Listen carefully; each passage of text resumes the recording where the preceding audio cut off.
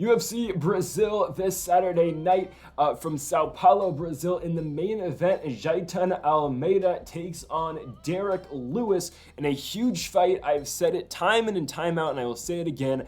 I think Jailton Almeida is on a collision course to potentially be the next champion of the world. And this is one step further if he can get the victory against Derrick Lewis to being that potential world champion. Again, we will see it. He is in his home country of Brazil this Saturday night. He was not worthy enough of being in the UFC 5 video game apparently, but he's in the main event this weekend. And folks, if you haven't yet though, make sure that subscribe button down below for more UFC here on the channel. We've been posting the UFC 5 video game here on the channel as well, so go check that out on the channel as well. Make sure to leave a like and subscribe for more here on the channel. So 13 fights on this card. We'll start off first with Mark Diakiese taking on Fernandes. For Fernandes, it will be his UFC debut, coming into this fight with a record of 8 wins and 1 loss. So we're taking on the veteran, of course, in Mark Diakiese, who is 16-7. And for Diakiese, we have seen a wrestling-heavy approach, at least as of late with him. Back-to-back losses, though, however, to Michael Johnson and Joel Alvarez. In the Alvarez fight, I mean, that's not a guy you really want to enter in his guard. That's really not a guy you want to take down because Alvarez will submit you, and that's what happened in that fight. Joel Alvarez went in there and submitted the bone crusher Mark Diakiese in the second round with a Darce choke in that fight that Diakiese had against Michael Johnson. It's a back-and-forth stand and bang fight. Diakiese could not get that fight down. He ends up losing a striking affair against Michael Johnson, and then before that, back-to-back wins, back-to-back heavy wrestling approach driven fights for Mark Diakiese, the win over Damir Hadzovic and the win over Slavakaz Vaishlav Orkshev. And then before that, back-to-back losses to the likes of Rafael Fiziev and Rafael Alves. But again, that's what Diakiese's been looking to do as of late in most of his fights. He's going to get a guy here, though, in Fernandes, who's 8-1. Did not find the Contender Series, come straight into the UFC. Back-to-back wins in LFA. A kick to the body got him to win 2 fights ago, and then his last fight, head kick knockout. In 45 seconds, the plus 220 dog to win his last fight, and that's what got him into the UFC. Fernandes' grappling, I'll be honest with you, it's, just doesn't go to it often considering his last couple fights, and a lot of Fernandes' fights are early knockout finishes. His last 3 wins, or 3 of his last 4 wins, do come by knockout in around the 90-second range, so you haven't seen much of it, and we haven't seen much of the defensive grappling out of Fernandes, and that's really what's going to make the difference in this fight for me, I think. It's going to be Mark Diakiese trying to go in there and wrestle. I would, look at the striking some. I think Diakiese, that's really not what he tries to do at this point of his career. He can still strike, but is he going to choose to do so? No, he's going to try to go in there. He's going to try to wrestle you. For Fernandes, this fight is going to come down to his defensive wrestling and his grappling. We will see if he's able to offer up anything that is going to concern Mark Diakiese on the ground. Because if he is able to do that, okay, then that's his pathway to victory. It's by threatening with submissions, and it's, again, stuffing takedowns, keeping the fight on the feet. Because that's, again, where Fernandes is going to want this. If anything from his LFA days have gone to show it, again, is that his strengths are going to come in the striking realm. And again, he's a Nova and Yao guy. He probably does, he does have some grappling obviously in his back pocket, but what will it be against the guy in Mark Diakiese who is going to go in there and he will shoot 15 takedowns on you if possible? That's what Mark Diakiese, at least Mark Diakiese in 2023, is going to do. So, honestly, I like Mark Diakiese to get the win. I think he's able to go in there. I think Diakiese's really able to mix it up with the wrestling. And again, that's what Diakiese's been doing in most of his fights. I know he loses to Alvarez, he loses to Michael Johnson, but that's the way Mark Diakiese's going to have to win this fight. I think Diakiese's going to move past the fact that, yes, Fernandes will be able to, I think he'll be able to go through whatever Fernandes is able to offer in terms of grappling. So give me Mark Diakiese to get the win in the opener. I think he gets this one done by unanimous decision by using the wrestling. Next up, we've got Ruiz taking on the UFC debuting fighter here, Eduardo Moura in this fight. You've got Moura, who's coming in at around a minus 450, 440-ish favorite, and you got the heavy underdog here in Montserrat Ruiz. For Montserrat Ruiz, 1-2 in the UFC, comes into the promotion, picks up a huge win over Cheyenne Vlismas. Now that's the fight where, again, Canello gets her in that, head and arm and just pins her with it basically the entire fight. Cheyenne Vlismas, or at the time Cheyenne Bays, had no response to it, and it was a huge win for Canello at the time because, it looked good until Vlismas has lost some fights, lost to Corey McKenna. But at the time, again, that was Cheyenne Vlismas who won on the Contender, and after the fight, she wins 2 in a row. It was looking like a good one for Ruiz. It's aged all right. And then since then, she loses 4 months ago, 4 months after the Vlisman's fight, she loses to Amanda Lemos. Lemos, again, a future title challenger, and obviously her title challenging fight didn't go too well for her. Then after that, she loses to Jacqueline Amorim in her last one. That was just 3 months ago. So for Canello remaining active in there, again, getting the fight against Amorim, losing, that was just 4 months ago. And that fight is just one-sided domination. It was on that Luque dos Anjos card in August of 2023, so obviously this year. Again, Jacqueline Amorim goes in there and dominates. Significant strike total, 86-6. She got dominated on the ground. She got dominated on the feet. Amorim was fishing for submissions. She was winning the fight striking-wise. It was not a competitive fight. It was very one-sided. Most of the fight was fought on the ground, and Amorim dominates. Now you get Canello trying to parlay that into a fight 3 or 4 months later, to the point where you can't really make that, you can't make big adjustments in that amount of time, and you're going to turn it right into a fighter here. And Eduarda Moura, who her last fight on the Contender Series, she wins rear naked choke finish over Jania Silva. She wins it in 4 minutes in the first round, of course, getting that UFC contract. She has not lost. She is 9-0. Her strength of schedule outside the UFC isn't great, but still, Montserrat Ruiz is one of those fighters who I don't think is the toughest strength of schedule fight. It's not going to be the fight that's going to build your strength of schedule up at all. This should go Eduarda Moura's way here, because again, I think the grappling is just so much better on that side. There's a reason she's looked at it as a minus 450 favorite. I don't know what Ruiz is able to offer. Ruiz got dominated by Amorim in her last fight. Moura will probably be able to do the same exact damn thing. Striking-wise, Ruiz is very, green up there. She's all around not that great of a fighter, I'll be honest with you. If she loses this fight, she's probably out of the UFC. I think that's what's going to happen. I'm going to take the UFC debuting fighter, in Eduarda Moura to win the fight. I like her to take it by second round submission. I think it'll take a little bit to get that submission, but eventually she will get it. So give me Moura to win by second round sub. Next up, we've got, not that one yet, Angela Hill taking on Denise Gomes here. A fight for a potential ranking. Obviously, Gomes teetering outside the top 15. Angela Hill is a ranked fighter. Hill is coming off that loss to Mackenzie Dern in the main event earlier this year, and she'll be taking on Denise Gomes in this fight. Gomes 8-2, coming off the biggest win of her career. It's a huge knockout win in the first round against Yasmin Jayargi, knocking her out in the first in just 20 seconds. Before that, she won a fight against Bruna Brazil, lost before that to Loma Lukbumi, which is her only UFC loss, which is 2-1, and then winning on the Contender Series before that. For Angela Hill, she's been around for a while, obviously. I mean, Hill has had how many UFC fights? 23. This will be walk number 24 for Angela Hill this Saturday night. As of late, 2-1 in her last 3. Again, the Dern loss by unanimous decision. It's going to happen to you. Dern, Mackenzie Dern is decent. She's got a good jiu-jitsu base. Obviously, the striking leaves a lot to be desired, but she's not horrible out there. She's getting better. She knocked down Angela Hill in the fight. If you care, in the first round, she did. As a main event that honestly I kind of forgot about. But, you get a 49-43 in there for Mackenzie Dern to win over Angela Hill. Before that, though, for Hill, back-to-back wins over 2 up-and-coming fighters. A win over Emily Ducote. She goes in there and dominates Ducote in the stand-up game, beats her by unanimous decision. Beats Lupi Godinez before that in San Diego in August of 2022. Beats her on the feet. Drops 3 before that to Vina Jandiroba, Amanda Lemos, and Tisha Torres. People thought she could have won the Torres fight. I thought Torres won that one. And definitely should have won the Amanda Lemos fight, I think. Beats Ashley Yoder before that. Drops 1 to Michelle Waterson-Gomez. People thought Hill won that fight. I honestly thought Waterson won.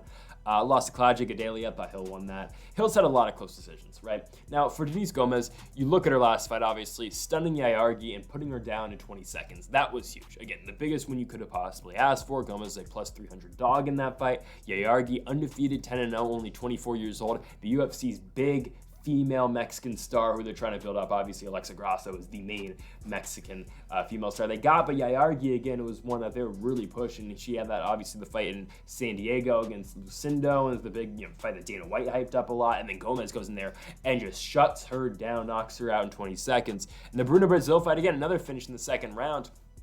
What is concerning is the Loma Lukboni fight, and this is where I think it's tough for Denise Gomes in this one. She loses to Lukboni. Lukboni does enough. She outstrikes her. She out-wrestles her when she needs to. The thing is, Angela Hill can do the same exact thing Loma Lukboni can.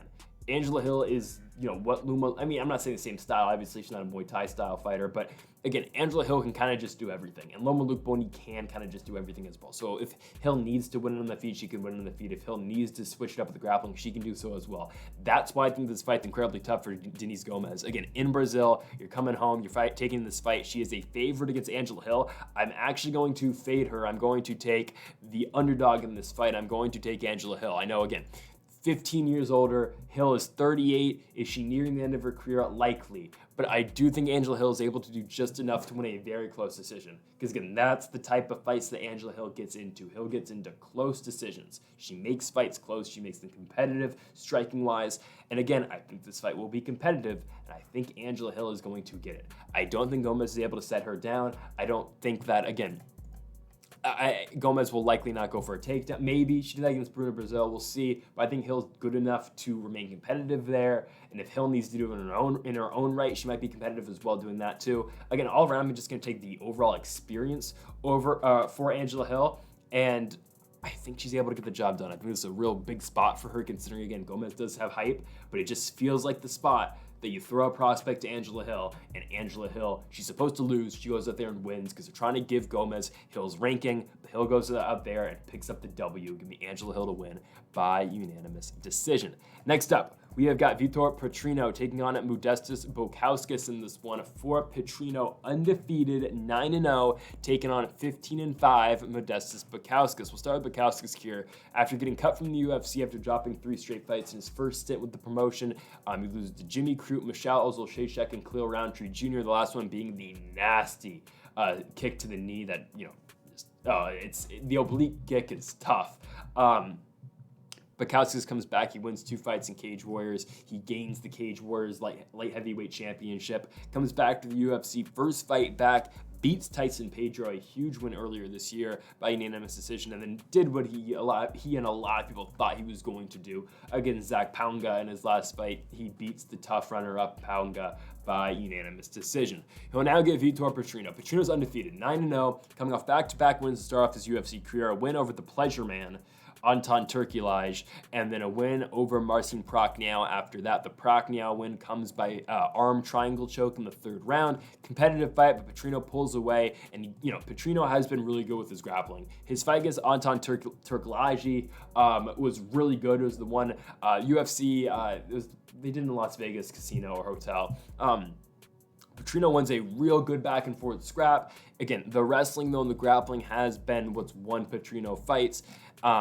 And again, his striking's good too. He's got heavy hands on the feet, but he'll mix it up with the wrestling too. He won in the Contender Series by finish as well. And I think, again, you'll see somewhat of a striking fight in this one because that's what Bukauskas will bring on the other side. Bukauskas, again, coming off the decision victory over Zach Pounga in his last one. He beats Tyson Pedro before that too, and both of those wins, again, for Bukauskas have come with the striking. He has not landed a takedown in the UFC. You're not going to see Bukauskas do that. You're going to see Bukauskas strike, and I think Petrino will be all but willing to do so in the same spot. However, I think you're going to see Petrino mix it up a lot with the grappling too and the wrestling. I think that's where Petrino takes over in this fight. Because again, on the feet, I think they're kind of evenly matched. I like the power out of Petrino, but Bukauskas has been able to outpoint guys for say on the feet and win fights that way. But in the same effect, again, Petrino, he's able to do that as well, but also mix it up with the grappling too. And that's where I think where this fight is set. This is where Petrino is set aside from Bukauskas. That's the wrong use of the English language there. But I think that's why Petrino wins the fight. It's because of the grappling too. Because yeah, these guys are pretty evenly matched in the feet. But Petrino's always going to have the threat of the takedown. Petrino will always have the threat of his jiu-jitsu involved in this fight, where Modestas Bukauskas doesn't have that for Petrino. Petrino's not going to be concerned about the wrestling of Bukauskas because we both know, or they both know, and everyone knows, that Petrino is the better grappler in this fight. So that's always going to be lingering in the mind of Modestas Bukauskas in this fight. Again, the threat of the takedown makes you a better striker. I've said this time and time again with Islam Makhachev, with Khabib Magomedov, Colby Covington. It's true for all these guys. Again, grappling makes your striking better. And that's what Vitor Petrino is going to have in this fight over Modestas Bukauskas. Again, Bukauskas has been able to win fights against Pedro and Pounga by outstriking them, and both those guys have tried to take Bukauskas down. They haven't really held him down. I think Petrino will be able to do so, and on top of that, I think Petrino is going to be very dangerous on the feet too. So the mixture of that, again, everything for me points towards a Vitor Petrino victory. I think that's exactly what's going to happen. Give me Vitor Petrino to win this fight. I think the striking is too much. And I think the striking and grappling together is too much. The power that he brings is good. And also, again, he is able to be active and he can scramble on the ground too. And he's really good in all terms jiu-jitsu. Give me Vitor Petrino to win the fight. I'll take Vitor Petrino to win by second round knockout. All right, our next one is going to be Eliseo Zaleski dos Santos taking on Rinat Fakhretdinov. Fakhretdinov is good. You know, this is a guy, again, who is undefeated in the UFC. He's 22-2 professionally. But again, 2-0 in the UFC, and they're both good wins, too. Brian Battle's a guy who's been winning fights in the UFC. Now, again, 10-2, coming off the Ultimate Fighter. That's a guy who's 5-1 in the UFC, and Rinat Fakhretdinov went in there and absolutely dominated him on the ground. Brian Battle did not do anything in that fight. Fakhretdinov actually knocks him down in the third round, too, but 14.5 minutes of control in that fight for Fakhretdinov is crazy, over 7 takedowns. What does Rinat Fakhretdinov do in his fight after that? July 2023 main event, Abus Magomedov, who we're going to talk about later on in this card, taking on Sean Strickland. But Kevin Lee returns to the UFC Apex of all places, and Kevin Lee gets dropped by Rinat Fakhretdinov and then guillotine choked all in the span of 55 seconds. That's how good this guy is. Fakhretdinov is good. He's got the striking. Now again, is there some left to be desired with the striking? Sure. But when he's outside the top 15, you can get away with that, and his wrestling will make up for that even when he gets past the top 15 and when he gets into the top 10. That's how much potential I think Fakhretdinov truly does have. He gets a guy here in Eliseo Zaleski dos Santos who has been in and out of the top 15 in his career. However, he's 36 years old now, and he's a pretty sizable underdog in this fight, which makes sense. Now, he is on a 2-fight winning streak. He got the Benoit Saint-Denis fight. I don't know why I'm butchering that. Benoit Saint-Denis fight. He beats him by unanimous decision. He goes in there. It's the fight that should have been stopped, but it showed, okay, Benoit Saint-Denis is pretty good. He's in the top 15 now. He's going to be taking on Matt Frevola in November. And Zaleski dos Santos just kind of beats his head in for 15 minutes. Comes back, beats Abubakar Nurmagomedov in his next fight in June of this year. He beats him by split decision. Honestly, not the best fight. And Zaleski dos Santos has kind of always been known for entertaining fight styles because he'll throw those spinning back kicks. He'll throw all these crazy stuff. He'll throw flying knees too. His last fight against Abubakar Nurmagomedov wasn't the best. I know against Zaleski dos Santos was kind of just fighting off takedowns the entire fight, but he wins a close 2-1 decision. He stays on his feet for most of the rounds, and he ends up getting a split decision nod. Abubakar Nurmagomedov did not do much once he got to the ground. That's kind of been what has hurt Abubakar Nurmagomedov in a lot of his fights in the UFC, if I'm being honest. He got subbed by David Zawada in his first fight. However, you look at this fight for Zaleski dos Santos, it's just a super tough ask. That's all this is. Because Fakhretdinov, he throws, and again, I just said it with Petrino, and I'll say it again with Fakhretdinov, your grappling and your wrestling makes your striking better because your opponent is always worried about your wrestling, and then boom, Fakhretdinov hits you with something up top. He knocked down Kevin Lee. I think he's going to do the same. I don't know if he's going to knock down Zaleski dos Santos, but I think he's going to be able to find a takedown in this fight. Because again, Fakhretdinov's wrestling is way better than Abubakar Nurmagomedov. It's not like, okay, you see Zaleski dos Santos was able to stuff takedowns out of Nurmagomedov, so he should be able to do the same against Fakhretdinov. No, I don't think so. Like, Zaleski dos Santos has been taken down before. Li Jingliang was able to take him down. Benoit Saint-Denis was able to take him down. Now, neither of those guys were really able to hold him down, and Zaleski dos Santos has only been submitted twice in his career for as many fights as he has had. I don't believe, it hasn't happened yet in the UFC. So Fakhretdinov would be the first guy to submit him in the UFC, but also you could just see Fakhretdinov go in there and absolutely just dominate on the ground and just win a decision, or Fakhretdinov's got power. He could go in there and just knock him out as well, right? I think Fakhretdinov, again, he is going to limit the offense. He's not going to let Zaleski dos Santos make this fight entertaining, because that's the last thing he wants, honestly. Because if Zaleski dos Santos is in his element where he's throwing up all these different, flashy strikes, that's where it's tough for Fakhretdinov. But Fakhretdinov immediately in this fight, I think, is going to go in there and immediately he's going to grab him. Like, immediately he's going to shoot for a takedown. He should be able to get it. This guy's that good. Once he gets the fight at the ground, he's able to hold his opponent down there as well. And even if that doesn't happen, again, the striking game out of Fakhretdinov is solid too. He's able to hold his own up there as well. Again, I don't think it's necessarily top 15 ready, honestly, I don't think it is. Like, yeah, okay, he went out and, beat Eric Spicely before the UFC run, sure. I kind of forgot to talk about the Andreas Michailidis fight. He just dominated him on the ground. So again, once you get in the top 15s, like you're taking on guys like Wonder Boy, you're taking on, good strikers, Ian Gary, right? Now, again, Fakhretdinov would likely just take down Wonder Boy if they ever fought. But my point is, again, if he was just straight kickboxing with these guys, or guys who have better takedown defense, like if he ever got to like Colby or Usman or even Leon Edwards, and they box his head in, likely, unless he lands a bomb.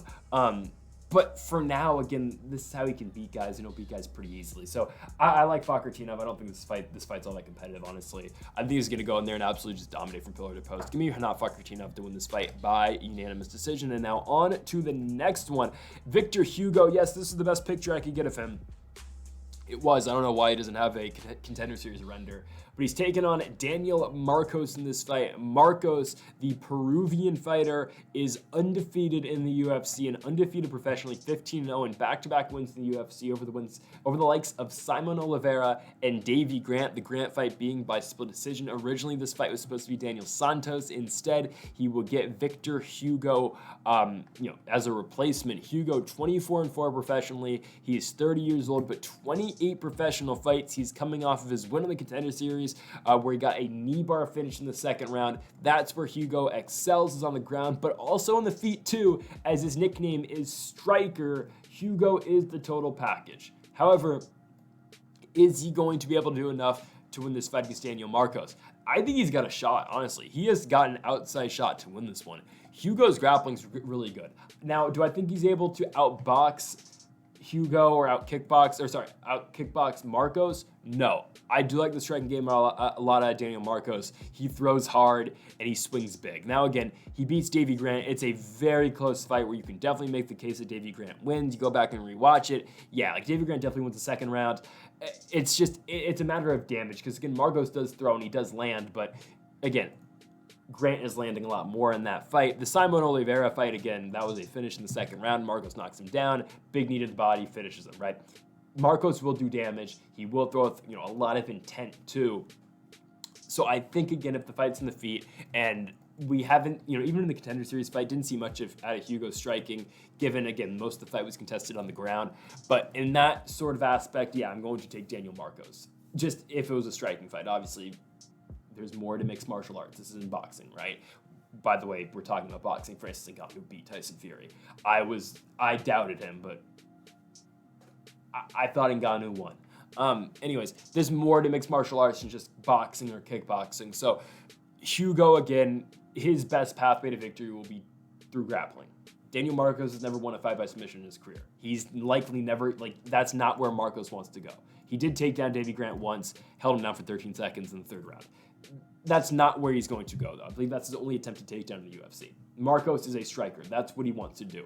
Hugo is a striker, too, to a certain aspect, but, his grappling is going to be there as well. But he's willing to do either or. You look, what he's been able to do. This guy's gotten finishes, I believe 7 out of his last 8 fights are finishes for Victor Hugo. This guy's not lost since 2014. He's on a roll right now. Hugo is on a 13-fight winning streak going into this one. Given he's fighting in, random regionals in Brazil, he has not fought on a jungle fight or whatnot. He has been kind of hopping from promotion to promotion over in Brazil, but it's fine. Again, he's been picking up wins, and they're over, decent guys too with decent records. Again, you never know what you're going to get out of the Brazilian regional scene, but still, Hugo has been doing all right over there, and he has been picking up some pretty impressive victories with finishes as well. That's what you want to see out of a prospect coming into the UFC. I think this is a great fight. It's a great fight at 135 pounds. Both these guys, 5'7", they're same size, basically, same height, whatever. Marcos still hasn't lost. Hugo, again, taking this fight on somewhat short notice, with this being originally Daniel Santos' fight.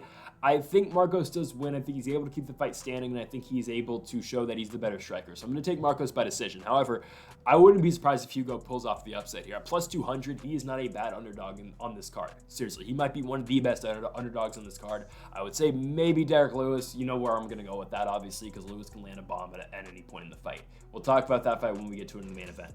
But Hugo is a very playable dog on this card. I 100% see it because he could definitely just run right through Marcos on the ground. He definitely has a lot of submissions. Again, the guy got his UFC contract by a knee bar on the Contender Series. It only takes one grappling exchange to win the fight. You only need one submission. You only need to lock up one thing and make one mistake to lose a fight. Hugo could definitely do that against Marcos. I am still taking Daniel Marcos to win because I think the striking is better. I think he's able to avoid the ground game. However, I would not count out Victor Hugo at any point in this fight, especially, again, his striking is not horrible too. But I'm going to take Daniel Marcos. I don't think Hugo is the first guy to beat him. I'm going to take Marcos to remain undefeated and go to 16-0.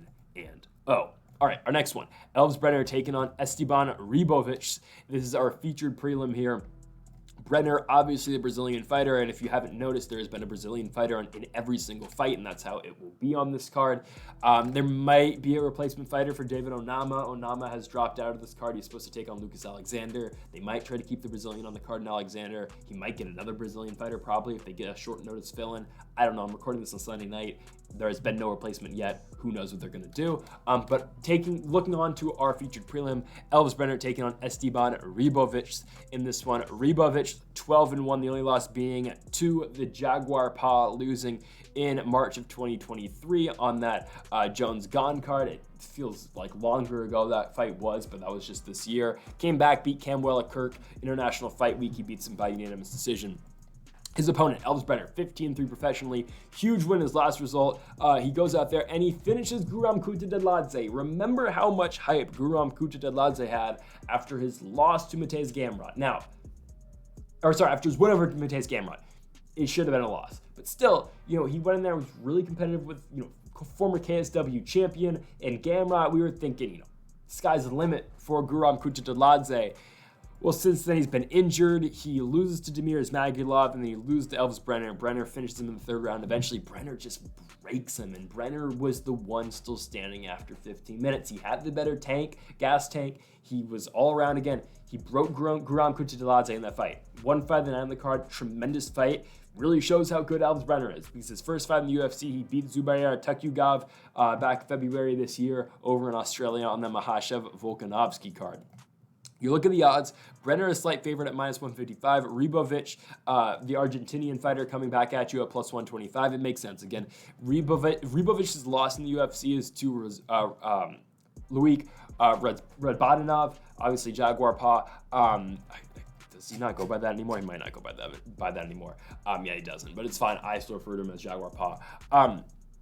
Ribovics lands a knockdown in the second round. It's the round that he wins. The other two, again, though, Radbadinov was able just to go in there and just, hold him on the ground and just ground him. So it was the wrestling out of, Jaguar Paw that won him that fight. He landed 11 of 21 takedowns in that one. But when Ribovics is fighting a guy like Camwella Kirk, who doesn't, he is a primary wrestler too, but not at the, level, I guess, of what Radbadinov is. Kirk went 3 for 14. Again, Ribovics was able to find success in terms of, stuffing takedowns. He was 2 for 2 in his own right with takedowns. I don't think that's something that's going to really hurt Ribovics going forward. I don't think he's just that bad of a wrestler. I think that's just how good Radbadinov can be, right? So, Elvis Brener, though, likely, he might do the same exact thing. He'll probably go in there and try to wrestle too. That's what he did to Guram Kutateladze at times. But again, he ended up breaking Guram on the feet. But at least, history has shown that's where Brener is good at, obviously. 11 submission wins in the past. The Tukhugov fight, or Tukhugov fight, however you want to say his name, fight was on the feet. Brener shot 3 takedowns, couldn't get it. Tukhugov shot 4 takedowns, couldn't get anything. So you saw mostly a striking fight. But Brener, his bread and butter will be the grappling. However, we just haven't seen much of it in the UFC because he has been able to do well striking so far in the promotion.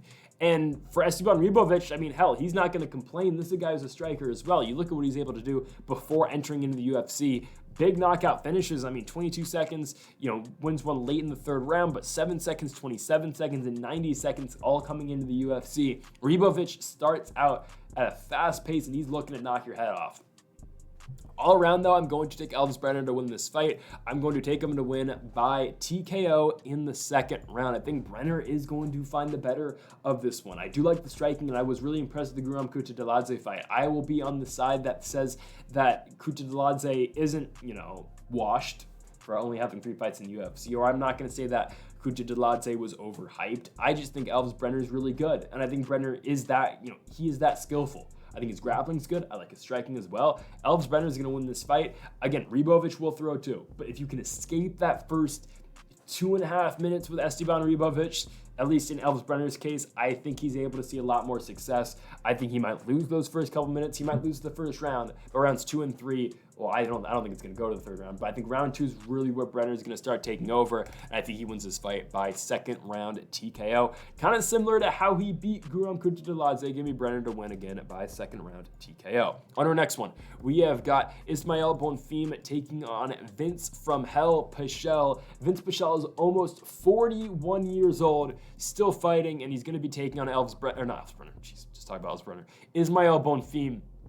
Bonfim is coming off his loss to Benoit Saint-Denis. Obviously, Bonfim's brother's in the main event. We'll talk about him, co-main event. We'll talk about him when he does have his fight against Nicholas Dalby. But for Ismael Bonfim, again, 1-1 in the UFC. His first win was, a fight where you couldn't have asked for a better result. He goes in there and beats a popular guy in Terrence McKinney and completely sends him to the shadow realm, ghost realm, whatever. Goes in there and flying knees him, knocks him out in the second round in Brazil earlier this year. He comes back, though. He loses to Benoit Saint-Denis.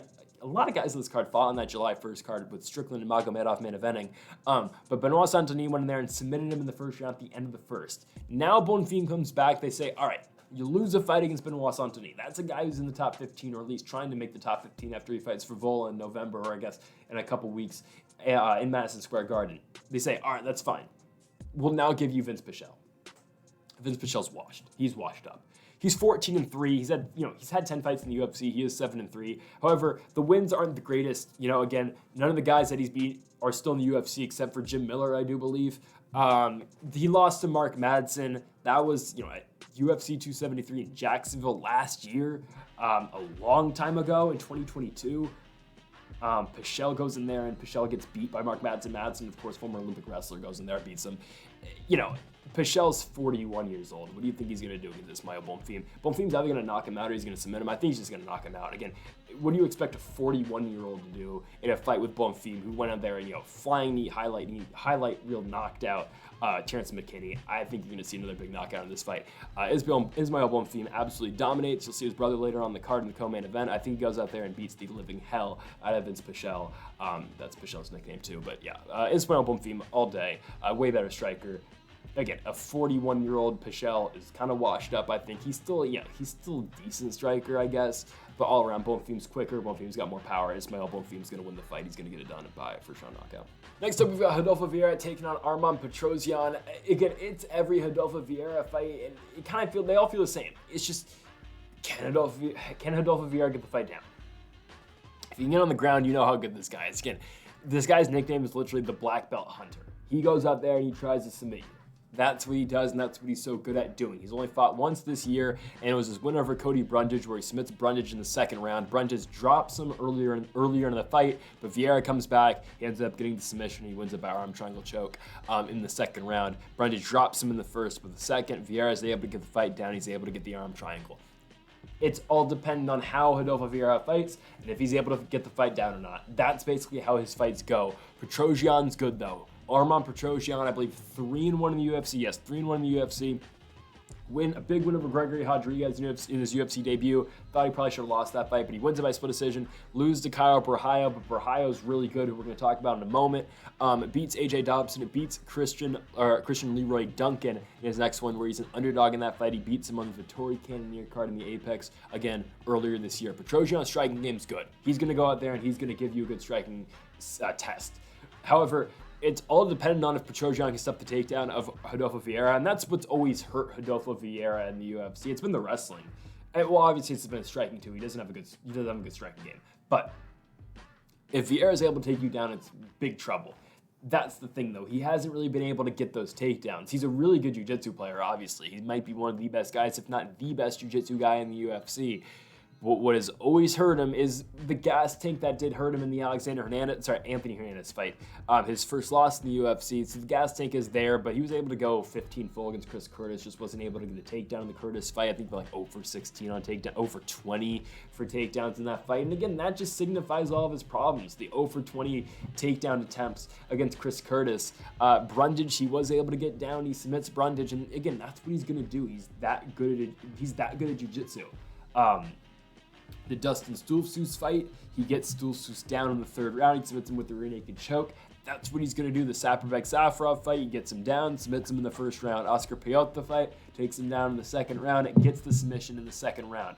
If he's able to get you down, he's effective. But that's the big if he can take you down.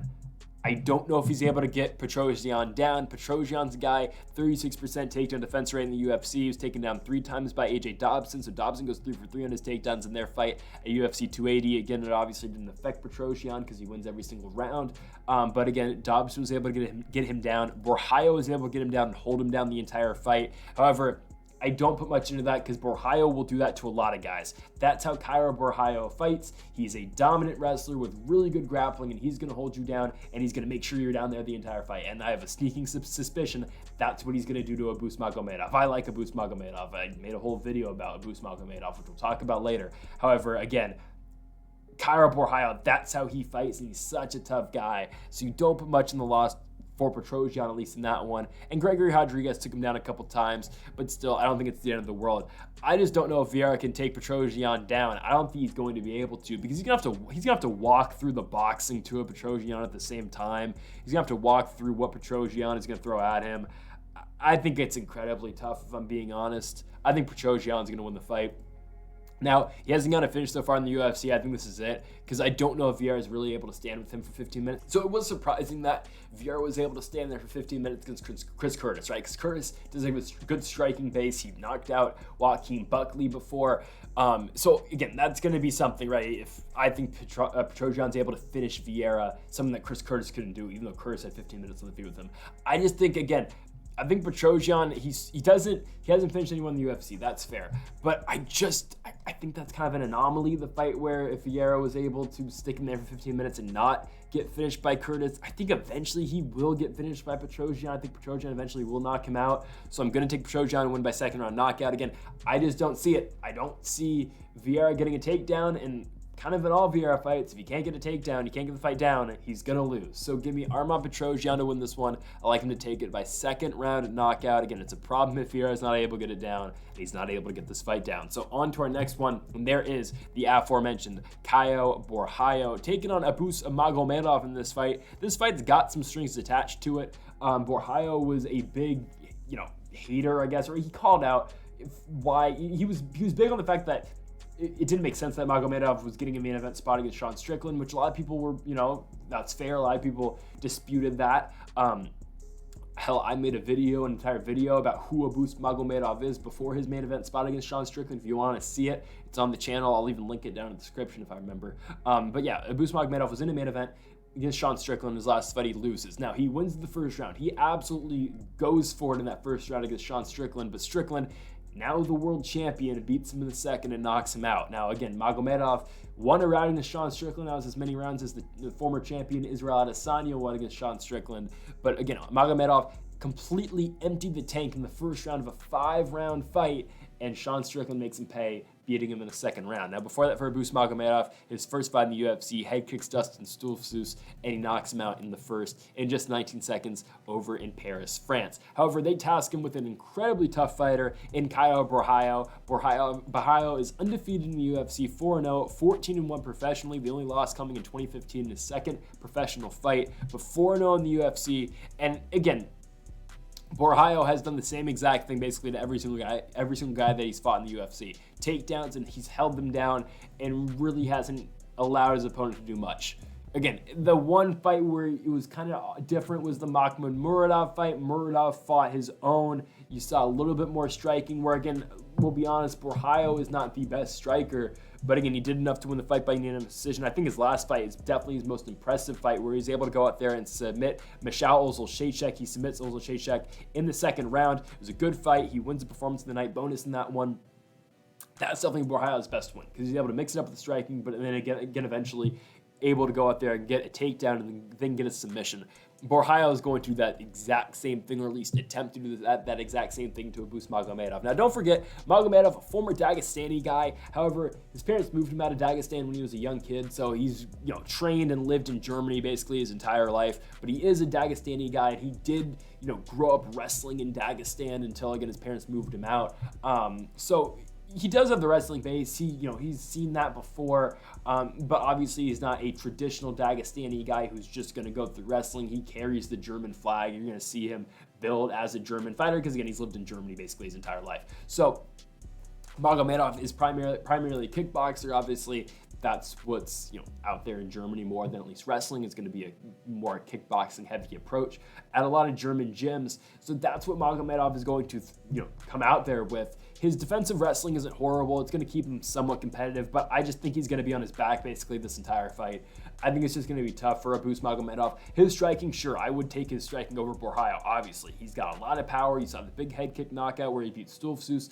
Yeah, like his striking game's good. However, I think in terms of wrestling and just pure jiu-jitsu, I like Borralho a lot. I think Borralho is able to take him down. I think Borralho is definitely able to ground him. So give me the favorite. Caio Borralho is going to win in front of his home people in Brazil. I think he's able to go out there and win a decision. I don't think he's going to get a submission. I think Magomedov's defensive grappling is decent enough to keep him away from getting submitted. And don't forget, again, Borralho only does have one submission win in the UFC. It's his last one, again, against an impressive guy in Ozil Shashek. He wasn't able to get a finish before that Ozil Shashek fight. So I think he'll win a decision. I think it'll be really not that close. I think it'll be 30-27, but I think Magomedov will stay out of getting subbed, and I think he might offer him a little bit of something on the feet. But yeah, give me Caio Borralho to win this fight. I like him to take this one by unanimous decision. On to our next one. It's a heavyweight fight between Rodrigo Nascimento and Don'Tale Mayes. I don't know how this made the main card. I guess it's because Nascimento is a ranked heavyweight. But man, yeah, this fight is just... Don'Tale Mayes, this is a guy who's traded wins and losses in the UFC. He's coming off a win over Andrei Arlovski, where he knocks out Arlovski in the second round, which is crazy because Arlovski for the longest time was just beating these guys that I coined low-level heavyweights. Now, in my mind, and I still think that Don'Tale Mayes is kind of a low-level heavyweight, even though if he wins this fight, he will be a ranked UFC fighter. But his last fight, again, he beats Andrei Arlovski, he knocks him out in the second round. Before that, he drops the fight to Augusto Sakai, who at the time was on a 4-fight losing streak, and Mayes is the first guy to lose to Augusto Sakai. Sakai beats him by decision. Before that, he loses to Hamdi Abdelwahab. Hamdi Abdelwahab no longer in the UFC, but Mayes loses a 3-round decision to him. Beats Josh Preach before that, the classic fight where it's got him in north-south position, and Don'Tale Mayes just, as a strike, puts his cup right in Preach's face. He just humps his face, just straight up. I wish I was joking. That legitimately happened. Mayes wins the fight by TKO in the third round. He beats Roque Martinez before that, but again, these are all low-level guys. Parisian, Martinez. I kind of forgot these guys have already fought. May 2020, Nascimento fought Don'Tale Mayes. Mayes lost the fight by René Kachok in the second round. So my question is, what changes? Because Don'Tale Mayes is still the same fighter, maybe with some more power, but we haven't seen Don'Tale Mayes really, when he's fought guys who are good wrestlers or good jiu-jitsu guys, he hasn't been all that great. Sakai was able to take him down once, even though not much of that fight was contested not much of that fight was contested on the feet, so you did see a lot of that fight in terms of grappling. So Sakai was able to control him. Hamdi Abdelwahab, that was mostly a striking fight, except for just parts in the first and second round, and mostly in the third round was all grappling. But the first, second round was kind of just striking. Hamdi was able to knock down Don'Tale Mayes. Mayes has still had trouble with grapplers and wrestlers. Now, Rodrigo Nascimento, I've barely talked about the guy. He's 10-1, back-to-back split decision wins over Tanner Boser and Alir Latifi.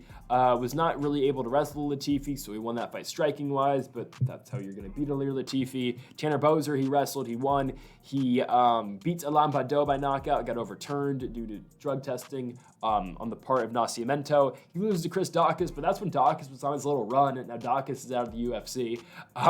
Beats Don'Tale Mayes, and again, submits him with a rear naked choke in the second round. down in Jacksonville in May of 2020. That was his UFC debut. Again, my question is, what has changed since then? Nascimento is still a good wrestler, still a good jiu-jitsu player. He's got power on the feet, but we've already known that. And we know that Dante Almeida is, okay, yeah, maybe he can strike. He knocked out an old Andrei Arlovski who's had 55 professional fights, who's 40 years old, but still knocked him out. Cool, Almeida's got power. How is this fight going to go on the ground? Dante Almeida's got beat on the ground by Augusto Sakai. He's going to get beat on the ground by Rodrigo Nascimento. I don't think much changes in this fight. I'm going to pick the same exact finish. I'm going to take second round submission for Rodrigo Nascimento. I think you see a feeling out process in the first round. And again, I think you see Nascimento submitting him in the second. It's the rematch nobody asked for. It's the rematch you did not know you wanted, and you still don't want it. But it was Maiza's second fight in the UFC. He loses to Gane his first fight where he gets heel hooked and then he gets submitted by Nascimento. That was Nascimento's first fight in the UFC. Again, nothing has changed. Rodrigo Nascimento wins. He'll get the win by second round submission just like the first time. On to the co-main event. Here's a absolute slaughtering at Gabriel Bonfim taking on Nicolas Dalby. Bonfim undefeated, taking on the 22-4-1 Nicolas Dalby, who's 38 years old. Dalby, though, is on a 3-fight winning streak, believe it or not. Yeah, I was very surprised when I saw that. Wins over Claudio Silva, Warley Alves, and Muslim Salikov, given all three of these guys are older guys. The Salikov win is good, but Salikov, again, nearing the end of his career. He's taken on Dalby as Gabriel Bonfim, who's 26 years old. This guy is good. 2-0 in the UFC, a win over Trevin Giles by guillotine choke in the first round of UFC 291, and then a mounted guillotine choke in 49 seconds in his first fight in the UFC against Munir Lazez back at UFC 283 in Brazil. And how did this guy get into the UFC? Yeah, he wins by Von Flue choke on the Contender Series. Bonfim's grappling is legit. This is a guy who's got 15 wins, all by finish, 3 by knockout, but 12 by submission. Again, Bonfim's grappling is that good. This guy is going to be a big-time player in the welterweight division. I mean, we look at Hernat Fakhretdinov as a big-time player. Sure, I totally, I believe that. But Gabriel Bonfim is a player as well. This guy is going to be a huge part of the division because he's that good on the ground. And he will, his striking isn't horrible either. He will give you a look. But man, this guy's grappling, his jiu-jitsu is that good. For Nicolas Dalby, sure, he fought kind of, I'll say, the oldest version of Gabriel Bonfim, Claudio Silva, I guess. But he beats Claudio Silva. Claudio Silva was able to take him down 4 times. He was able to hold him down for about 7 minutes. Dalby's been taken down by some of these guys before, and he's been held down. He's won these fights. He got submitted by Jesse Ronson back in July of 2020. Later got overturned, but yeah, Jesse Ronson was able to pick up a win in the UFC cage, where, by the way, Dalby was a minus 500 favorite. But Ronson goes out there and submits him in the first round. We've seen this happen to Dalby before, where he's been submitted against a guy, again, who's nowhere near the level of Gabriel Bonfim on the ground and Jesse Ronson. If Ronson's able to do that, what's Bonfim going to do? Bonfim's striking is getting there. But again, that's not really going to matter when he's just able to take Dalby down and submit him. This guy has been in the UFC. He's had 2 fights, and those 2 fights have lasted a total of combined 2 minutes. 49 seconds and 1 minute and 10 seconds. Again, they have not been long fights. This fight is not going to be long either. He is a minus 550 favorite. I think Bonfim goes in there and absolutely dominates. First round submission. He's going to take Dalby down. And again, Nicolas Dalby's not going to know what hit him. Bonfim will take him down. He's that good down there. This guy's that talented. He's that skilled. Again, the future of the welterweight division. Bonfim is a heavy player. You'd think his brother is good, Ismael Bonfim. Gabriel Bonfim is way better. Ismael Bonfim striking might be a little bit better, but the grappling on a Gabriel Bonfim is that damn good. This guy is talented down there. He's got a lot of different looks he'll throw at you. The transitions are good. The reversals are good. But again, that's been all outside the UFC. In the UFC, it has been pure dominance. It's been takedowns, going straight to submissions, and finishing them. They've both been by guillotine choke. I don't know if this one's going to be by guillotine, but all I know, it's going to be a first-round sub. I'll throw it out there, arm triangle from Bonfim. I think he's going to be on top, and I think, again, he'll go to half guard. He'll find something. And I think Dalby's just going to leave himself to be exposed and get submitted eventually. Because again, Bonfim's that good. He's that smart down there. He's that talented. He picks up on stuff like that. So it can be Bonfim to win in the co-main event. And now we go to the main event of the evening. Jailton Almeida taking on Derrick Lewis. Now, originally supposed to be Jailton Almeida versus Curtis Blaydes. That was an interesting fight, but it was a fight that a lot of people still picked Jailton Almeida to win. I would be hard-pressed to pick either way in that fight. Like, seriously, Almeida versus Blaydes is a really close fight to me. Almeida-Lewis, I like Derrick Lewis. Derrick Lewis is one of my favorite fighters. I was really happy he was able to go out there and knock out Marcos Rodrigo de Lima in his last fight in Utah a couple months ago. But my goodness, this fight is just not Derrick Lewis's fight. I'm sorry. It's just not. Okay, the only way Derrick Lewis wins, and I feel like I was like the only person in the world who picked Derrick Lewis to beat Curtis Blaydes, that's how he beats Jailton Almeida. He lands a bomb. He catches Almeida coming in. But Almeida, again, look at the Rosenstruik fight. He gets him down immediately, boom, rear naked choke on the span of a minute. Or sorry, not a minute, 3 minutes. But still, like, he's that talented with his jiu-jitsu. I think, again, the wrestling out of Almeida is good. He's physically strong. Like, look at the guy. He is not a 265-pound heavyweight. This guy used to fight 205 pounds at times. But his last fight against Rosenstruik, he weighed in at 231. Again, he's not going to be a massive guy, but he's got the strength. He doesn't cut. He's just a huge guy. He's 6'3", who's just that dominant on the ground. I think Jailton Almeida, like, honestly, he's a test product. Now, this is half a joke, but still. Heavyweight is such like a non-grappling based and non-wrestling based division where you could just have a guy like Jailton Almeida who just wrestles and just grapples. He's primarily just a grappler who, again, has picked up the skills to wrestle. He's a strong guy, so he can get you down there. But he's gotten this far in the heavyweight division without striking. The guy doesn't strike.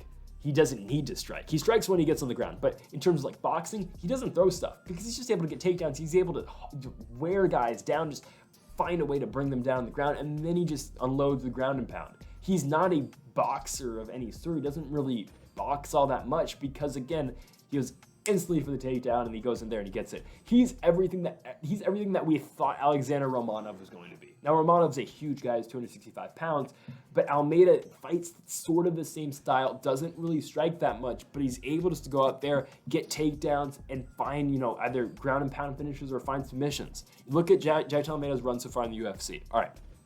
Comes in his first fight, beats Danilo Marquez. He beats the crap out of him after he gets him down on the ground, TKO. Parker Porter. Okay, he gets Parker Porter down, submits him with a rear naked choke. Anton Turklaji goes out there, submits him in the first round. Shamil Derkimov.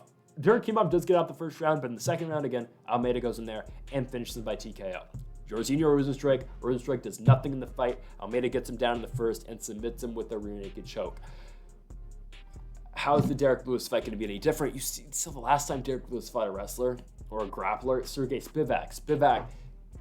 Lewis kept getting back up, but he kept getting dragged back down and dragged back down. Like, it was a mat return every single time. Again, Spivak wasn't earning 2 points every time, but he kept getting him down, right? Lewis fought De Lima in his last fight. He caught him with the flying knee coming in. And I will always say this about Derrick Lewis.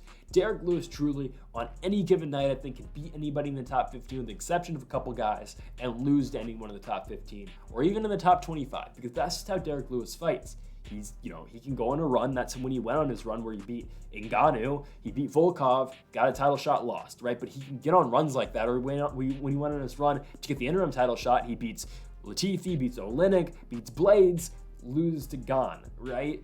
When he fights some of those elite level guys like a Ciryl Gane, like a Sergey Pavlovich, where he got knocked out by, I wouldn't say Tai Tuivasa is an elite guy, but that's the, Derrick Lewis could win or lose any fight thing, right? But in a fight with Jailton Almeida, I mean, my goodness, like, how does Derrick Lewis beat Almeida? He's got to get lucky. I hate to say it, but Lewis, the Black Beast, has to get lucky to win this fight. He's going to have to land a bomb, and he's going to have to put Almeida out. Jailton Almeida, and this is something that does favor Derrick Lewis ever so slightly, Almeida has not taken a punch from someone like Derrick Lewis. Given you kind of can't take a punch from someone like Derrick Lewis. The only other guys who I would say, are similar to Derrick Lewis in punching power in the heavyweight division currently are Sergey Pavlovich and Tai Tuivasa. Well, all three of those guys have fought each other, and Pavlovich has beat both of Lewis and Tuivasa.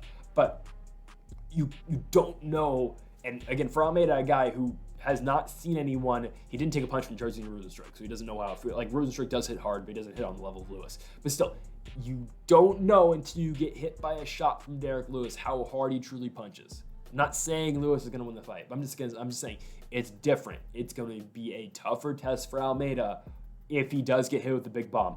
But he could just duck whatever Lewis throws and immediately go to a takedown, get the back, submit him with a rear naked choke, or finish him with punches. That could 100% happen as well. Again, you know Lewis, he's got to know the takedown's coming. And I think Derrick Lewis, who taking this on short notice, you know they offer him a pretty good payday to take this fight on short notice in Brazil against a rising heavyweight who has not lost. You gotta know he thinks you gotta know that you gotta think that he knows the takedown's coming. Derrick Lewis is gonna try some crazy shit when Almeida tries to shoot. He's gonna try for he's gonna try for a flying knee. He will go for a flying knee, or he's going to throw the uppercut from hell. Because once he gets taken down, once it's over. When Derrick Lewis hits his back, this fight is done. Almeida is not going to get hit with that one big shot, and he's going to get Derrick Lewis down, and Jailton Almeida is going to win this fight by first-round submission. That's how good this guy is. Seriously, I think Jailton Almeida is going to be a world champion someday. I didn't want to give it away in the intro. I said I think he'll challenge for a world championship someday, and this fight helps him in doing so. No, I think Jailton Almeida is going to win the championship someday. I think he is going to. I think this fight gets him to Ciryl Gane. I think he beats Ciryl Gane. This fight, if he beats Gane, gets him the winner of Aspinall Pavlovich. Likely, okay, this probably won't happen for a while because the heavyweight division is weird now with John Jones hurt, and they postpone the Jones-Stipe fight. It gets all weird now, right? But this is likely how the heavyweight division works. Jones and Stipe probably fight in the summer next year. Jones wins, he retires. Great. Pavlovich, Aspinall, whoever wins in November for the interim championship will not fight likely, I think, until like the month after John Jones and Stipe is. They'll call it when they book it an interim championship fight. They'll, like when Renan Barão defended the championship when Dominic Cruz is still the actual champion, but Barão defended the interim title. They'll call it the champion defending the interim championship. After Jones retires, he'll retire right after the fight, or Stipe, whoever retires right after the fight, they'll immediately promote it to a world championship fight, and they'll make whoever the interim champion is the actual champion. I think that will be, whoever Aspinall Pavlovich is, but I think the first challenger will be Jailton Almeida, because I think Almeida is going to get the Gane fight, likely first quarter of next year. He'll beat Gane, boom, then he will get the winner of Aspinall Pavlovich right after Jones and Stipe happens, like the month or a couple months after.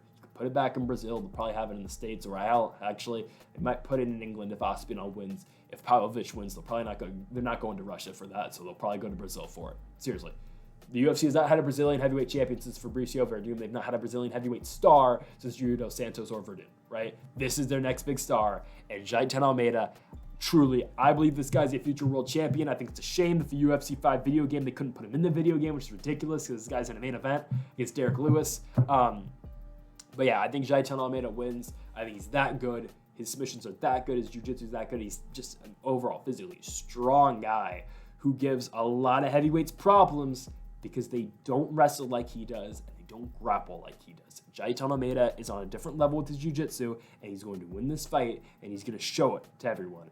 Jailton Almeida wins this fight by first round submission. So folks, thank you all for watching our UFC Sao Paulo, Brazil predictions here on the channel with Derrick Lewis and Jailton Almeida in the main event. We'll be back next week for the pay-per-view card in New York City, UFC 295, with the main event being Yuri Prochazka and Alex Pereira for the vacant light heavyweight championship, and the co-main event, of course, the interim heavyweight championship fight between Tom Aspinall and Sergey Pavlovich. So we'll be back for that. But folks, thank you all for watching. Make sure that subscribe button down below for more. And Mamba forever.